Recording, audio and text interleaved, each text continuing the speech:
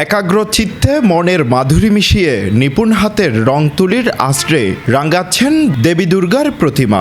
দরজায় কড়া নাড়ছে সনাতন ধর্মাবলম্বীদের সবচেয়ে বড় ধর্মীয় উৎসব শারদীয় দুর্গাপূজা। কয়েকদিন পরই বাজবে ডাকঢোল। দুর্গাপূজার দিনক্ষণ গণনা শুরু।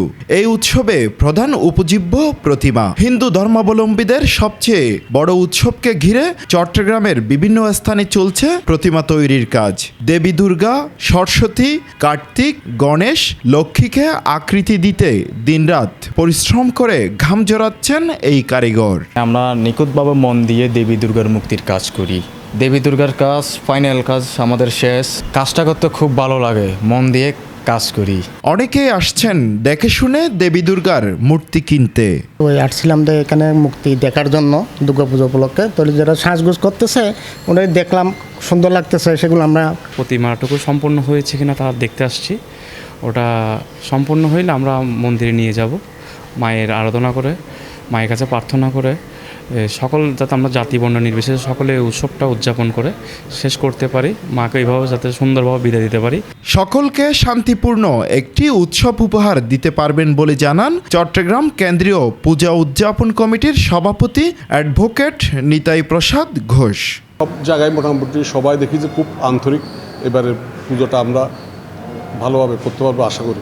আশার মধ্যেও আমরা কিছু কিছু বিষয়ে শঙ্কিত, কারণ মানুষের যে রাস্তার পরিস্থিতি, এই পরিস্থিতি কেউ মানসিক একটু ইয়েতে আছে, অস্বস্তিতে আছে।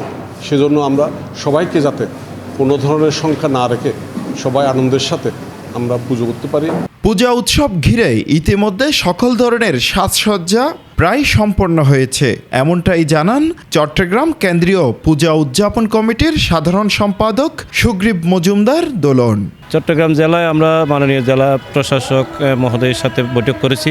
তিনি আমাদেরকে আশ্বস্ত করেছেন নিরাপত্তা এবং সার্বিক শান্তিপূর্ণ পরিবেশে, আনন্দঘন পরিবেশে পূজা উৎসবের জন্য জেলা প্রশাসনের পক্ষ থেকে সার্বিক প্রস্তুতি রয়েছে। দুর্গাপূজা উপলক্ষে প্রশাসনিক ব্যবস্থা কেমন থাকবে তা জানতে কথা হয় Chattogram metropolitan police crime and অপারেশনের উপপুলিশ কমিশনার রইসুদ্দিনের সাথে।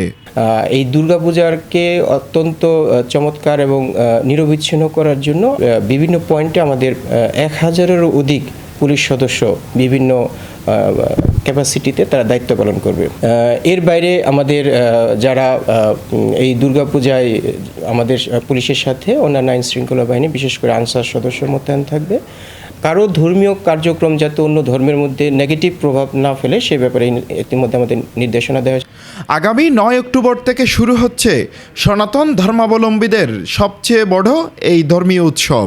বিভিন্ন জনের মনোবাসনা পূরণে দেবী দুর্গার কাছে প্রার্থনার মাধ্যমে উদযাপন করবে এই উৎসব। হোসাইন আব্বাস, বাংলাধারা, চট্টগ্রাম।